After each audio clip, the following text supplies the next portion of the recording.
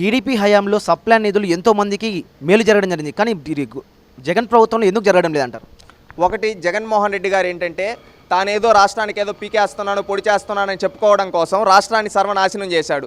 ఏంటంటే అన్ని నిధులు తీసుకొని వచ్చి తానేదో చేస్తున్నట్టుగా చెప్పుకుంటూ ఉన్నాడు. కానీ తీరా చూస్తే ఏమీ చేయలేదు ఈ జగన్మోహన్ రెడ్డి.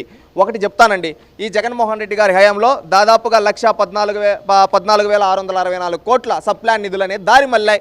ఏ విధంగా అంటే దారి మళ్లించిన బీసీ సప్లాన్ నిధులు 75,760 కోట్లు, అక్షరాల 75,760 కోట్ల బీసీ సప్లాన్ నిధులని జగన్మోహన్ రెడ్డి బీసీలకు రాకుండా తన స్వార్థం కోసం దారి మళ్లించాడు. అదేవిధంగా ఎస్సీ సప్లాన్ నిధులు అక్షరాల 28,149 కోట్లు దారి మళ్లించాడు ఈ జగన్మోహన్ రెడ్డి. అదేవిధంగా ఎస్టీ సప్లాన్ నిధులు అక్షరాల 5,335 కోట్లు దారి మళ్లించాడు ఈ జగన్మోహన్ రెడ్డి. అదేవిధంగా మైనారిటీ సప్లాన్ నిధులు దాదాపు అక్షరాల 5,400 కోట్లు దారి మళ్లించాడు ఈ జగన్మోహన్ రెడ్డి. ఈ విధంగా మొత్తం బడుగు బలహీన వర్గాలకు సంబంధించిన సప్లాన్ నిధులు వాళ్ళకు చేరకుండా, అక్కడుండే ఆ కులాల్లో ఉండే పేదవాళ్ళకు చేరకుండా దాదాపు 1,14,664 కోట్లు దారి మళ్లించాడు ఈ నీచుడు జగన్మోహన్ రెడ్డి. ఇది మాత్రమే కాదండి, ఇవి మాత్రమే కాదు, రాష్ట్రంలో దాదాపుగా 14 లక్షల ఎకరాలు అసైన్డ్ భూములు కబ్జా చేశాడు. పేదవాళ్ళు అసైన్డ్ భూముల్ని, వీళ్ళది ఇప్పుడు కాదు, రాజశేఖర్ రెడ్డి ఉన్నప్పటి నుంచి అసైన్డ్ భూములు కబ్జా చేయడం వీళ్ళ పార్టీ నేతలకి ఆనవాయితీ. ఇప్పుడు ఏం చేశారంటే దాదాపు ఎస్సీ, ఎస్టీ, బీసీ మైనారిటీలకు సంబంధించిన దాదాపుగా 14 లక్షల ఎకరా భూములు కబ్జా చేశారు. కడప జిల్లాలో ఒంటిమింట మండలంలో చేనేత కార్మికుడు రీసెంట్గా చూసాం 2 రోజుల క్రితం. ఈ విధంగా ఒక బీసీ మరణానికి చావు కారణమయ్యారు ఈ వైసీపీ నేతలు. ఈ విధంగా చెప్పుకుంటూ పోతే ఎంతోమందిని చావు కారణమయ్యారు బీసీ మైనారిటీలకి. ఎందుకంటే వాళ్ళ భూములు కబ్జా చేసి వాళ్ళ ప్రాణాలు తీశారు.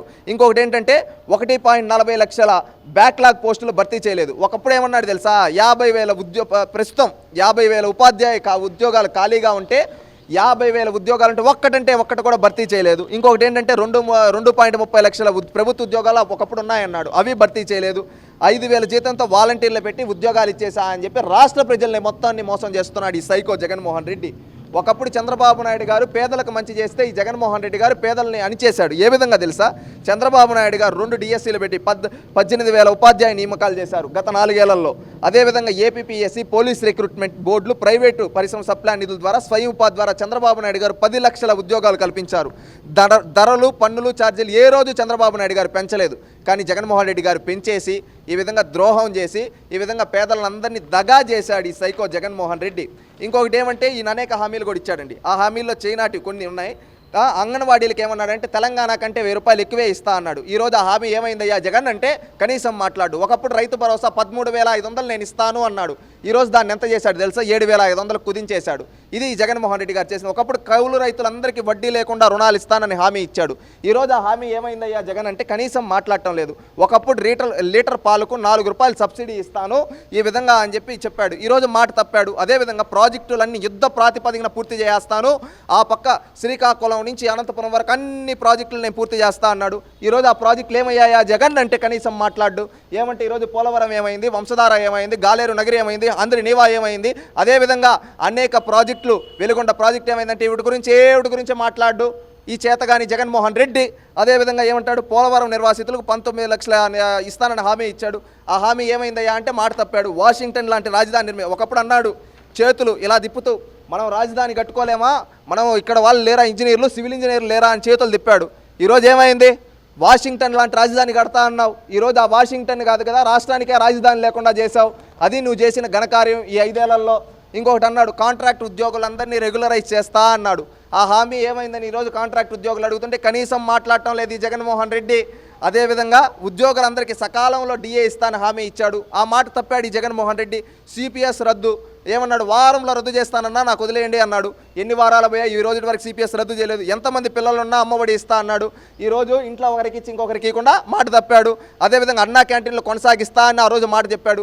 ఈరోజు ఆ మాట తప్పాడు. అదేవిధంగా ఇమాం మౌజాన్లకు నెలకు 15,000 ఇస్తా అన్నాడు, దానిపైన మాట తప్పాడు. అదేవిధంగా పాస్టర్లకు ఇల్లు కట్టిస్తా అన్నాడు. ఈరోజు ఆ ఇల్లు ఎక్కడ, పాస్టర్లు ఆలోచించాలి, ఆ హామీ నెరవేర్చలేదు. అదేవిధంగా ప్రతి ఐటీడీఏ పరిధిలో సూపర్ స్పెషాలిటీ హాస్పిటల్ నిర్మిస్తా అన్నాడు, ఆ మాట తప్పాడు. అసైన్డ్ భూములు అన్ని పరీక్షిస్తా అని హామీ ఇచ్చాడు. ఆ హామీ ఏమైంది, ఈరోజు 14 లక్షల ఎకరాలు కబ్జా చేశారు ఈ జగన్మోహన్ రెడ్డి గారి ప్రభుత్వంలో. పండులకు బస్సు ఛార్జీలు పూర్తిగా తగ్గించేస్తా అన్నాడు.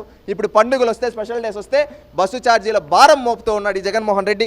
అద్విధంగా అద్భుతమైన రోడ్లు వేయిస్తా అన్నాడు. ఈరోజు రాష్ట్రంలో రోడ్లు లేక గుంతలు ఉన్నాయి, అవి వాళ్ళ పడితే అవి స్విమ్మింగ్ పూల్లా తయారయ్యాయి. ఇది జగన్మోహన్ రెడ్డి గారు చేసింది. అదేవిధంగా ఒకప్పుడు చంద్రబాబు నాయుడు గారి హయాంలో 100కు పైగా సంక్షేమ పథకాలు ఇస్తూ ఉంటే అవుటన్నిటినీ రద్దు చేసిన ద్రోహి, పేదల ద్రోహి ఈ జగన్మోహన్ రెడ్డి. ఏ విధంగా అంటే దాంట్లో కొన్ని చూద్దాం.